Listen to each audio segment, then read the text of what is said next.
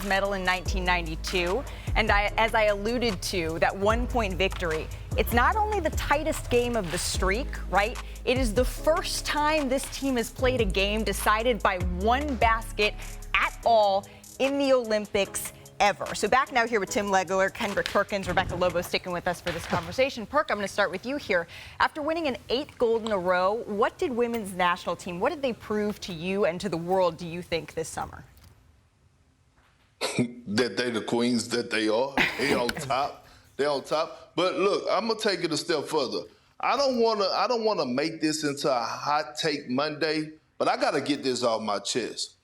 A'ja Wilson, when it's all said and done and her career's over with, she's gonna be the GOAT in my eyes when it comes to women's basketball.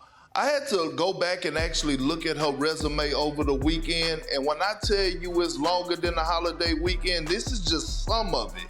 The list is too long for us to actually put it up on TV, but what she is doing and what she has done, I mean the accomplishments, the winning mentality, just everything that she brings to the table, I strongly believe that we're going to be calling her the GOAT. I believe we got 8 to 9 more years of watching A'ja dominate the way she's been doing. I love your points on A'ja. I'm going to just talk about what this team has accomplished. Now, you talk about it's the greatest Olympic dynasty of all time. It has to be.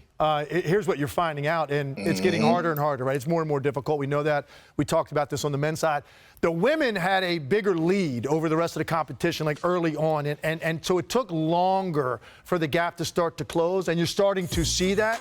So the fact that they were still able to get it done, even though this is a more difficult challenge than it's ever been on the world stage, I think just speaks to their dominance. Also, the way that they played under that kind of pressure with that winning streak on the line, a little bit different even than what the men were facing, to be able to still operate and come through with the shot making that they had to have in those big spots is a testament to their team, to their internal character, to their confidence, because I can't imagine what kind of pressure you're facing knowing that that winning streak is on the line and you are such a prohibitive favorite going in, and now you're on the verge of potentially losing. To come through the way they did in the last 90 seconds of that game is special. We had Stewie on the show leading into the gold medal game, and we kind of asked her about that, and she said, you know, the pressure is not to be that team, right? And when you put it all, lay it all out there like that, it can be a little bit nerve-wracking, but when you look at the talent around you, which they had, Rebecca, then you sort of feel that confidence. What did you learn after watching this group this summer?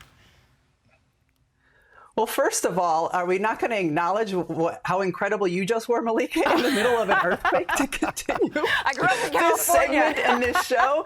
Man. We're not shaking back here in Connecticut.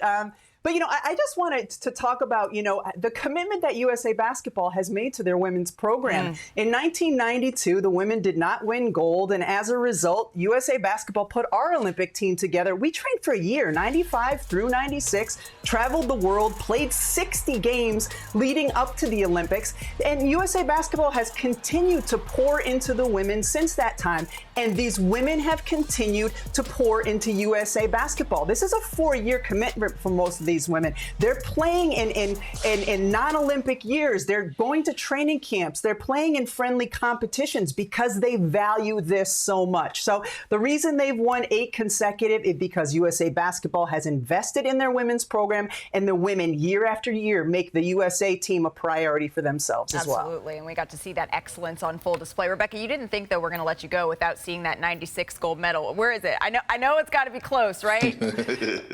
It better be. It's normally in a drawer, but I have it here. There you go. And you should know that. There you go. It still smells like champagne. Hey, sure. And you know what? It should be no other way. Rebecca Lobo, the Hall of Famer, thank you so much for spending some time with us here.